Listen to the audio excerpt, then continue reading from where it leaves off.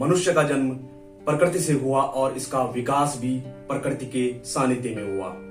लेकिन जैसे जैसे हमने पश्चिमी सभ्यताओं को अपनाना शुरू किया और बाहरी सुख सुविधाओं के लिए प्रकृति के साथ खिलवाड़ करना शुरू किया तो परिणाम भयावह होने लगे, जिसका जीता जागता प्रमाण है मानव विहीन जंगलों में आग लगना, मिश्रित वनों का समाप्त होना और जैव विविधता के साथ जल संरक्षण में मुख्य भूमिका निभाने वाले बांझ के जंगलों का सिमटना।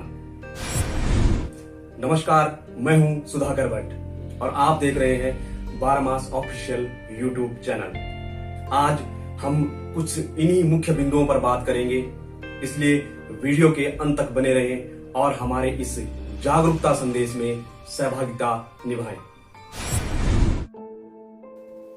जंगलों में आग लगना, मिश्रित वनों का समाप्त होना व बांझ के जंगलों का सिमटना, इन सभी का एक ही मुख्य कारण है चीड़ के पेड़ों का विस्तार होना।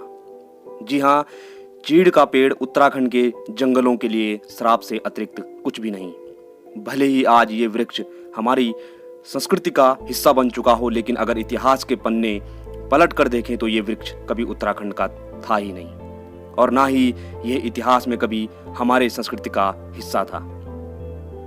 आइए सबसे पहले हम बात करेंगे कि चीड़ का यह पेड़ कैसे, कब और कहां से आया।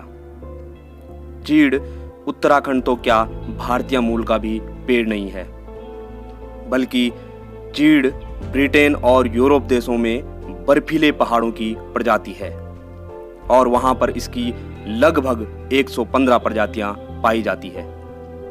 ब्रिटिश हुकूमत के दौरान भारत आए अंग्रेजों ने लगभग 1866 ईस्वी में जब पहाड़ों पर आशियाने बनाए, तब शायद उन्हें बर्फ से आच्छादित पहाड़ियां अच्छी नहीं लगी, अथवा साज सज्जा के लिए उन्होंने ब्रिटेन के बर्फीले क्षेत्र में उगने वाले चीड़ के पौधों को भारत ले आए और बर्फीली पहाड़ियों के बीच खाली पड़ी भूमि में रोप दिया। अंजाम यह हुआ कि देखते ही देखते कुछ ही वर्षों में चीड़ का वृक्ष मिश्रित वनों में घुसपैठ करने लगा और धीरे धीरे उत्तराखंड के मिश्रित वन और बांझ जैसे लाभकारी वृक्ष सिमटने लगे। लेकिन इतना सब कुछ होने के बावजूद भी और लोकतंत्र में आने के बाद भी सरकार व कुछ समाज सेवी सामाजिक संस्थाओं द्वारा पर्यावरण संरक्षण के नाम पर चीड़ वृक्ष को रोपण किया जाता रहा, जिस पर वर्ष 2005 में हाईकोर्ट द्वारा खतरे को देखते हुए चीड़ वृक्षारोपण पर रोकथाम लगाया गया। लेकिन अनुकूल वातावरण के चलते यह वृक्ष उत्तराखंड के लगभग 16 से 17% वन भूमि तक फैल चुका है और इस कारण उत्तराखंड का ऐतिहासिक वन सिमटता जा रहा है। अब हम बात करेंगे कि चीड़ किस प्रकार से हमारे वनों के लिए हानिकारक है।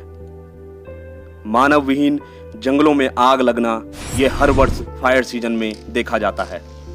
आग लगने का मुख्य कारण चीड़ की पत्तियां हैं, जिन्हें हम स्थानीय भाषा में पिरुल कहते हैं। यह नुकीली और गुच्छेदार होती है और जमीन पर गिरने के बाद ये ज्वलनशील होती है और सूखने पर जंगल में पत्थरों के टकराने से चिंगारी निकलने मात्र से ही ये जल उठती है। वहीं इसके फल, जिन्हें स्थानीय भाषा में छेती कहा जाता है, यह भी आसानी से आग पकड़ लेता है और लुढ़कने लगता है, जिस कारण कम समय में यह अधिक आगजनी कर देता है और इनसे लगी आग को काबू पाना बेहद मुश्किल है।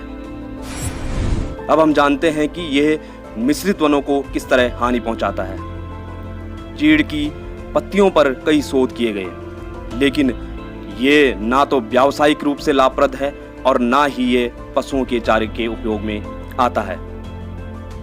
चीड़ की पत्तियां यानी कि पिरुल अम्लीय गुण के चलते जमीन के लिए भी अच्छा नहीं माना जाता है। जंगलों में जमा होने वाले पिरुल के कारण जहां दूसरी वनस्पतियां नहीं उग पाती, वहीं बारिश का पानी धरती में नहीं समा पाता, जिस कारण मिश्रित वन व वनस्पतियां समाप्त हो रही है।